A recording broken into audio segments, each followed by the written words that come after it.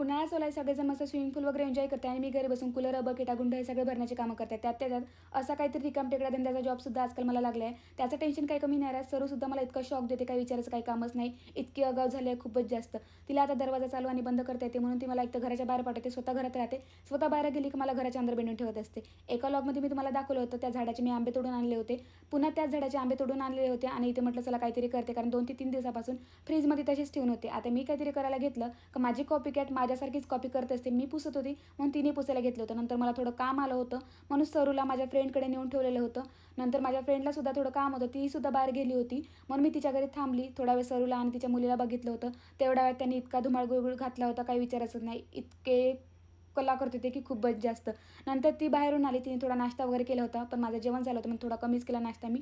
आणि घरी आल्याच्या नंतर जे माझं पेंडिंग काम होतं तेच करायला घेतलं होतं. आज साखर करायला घेतला होता, पण असं झालं काही माझं थोडं दुर्लक्ष झालं माझंवालं आणि थोडा जास्तच ब्राऊन झालेला होता.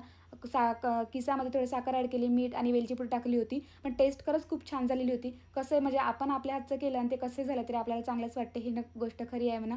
चला मग आजच्यासाठी इतकंच. भेटूया नेक्स्ट ब्लॉगमध्ये. तोपर्यंत बाय बाय. पेजला आलं असेल तर फॉलो आणि सबस्क्राईब करायला विसरू नका.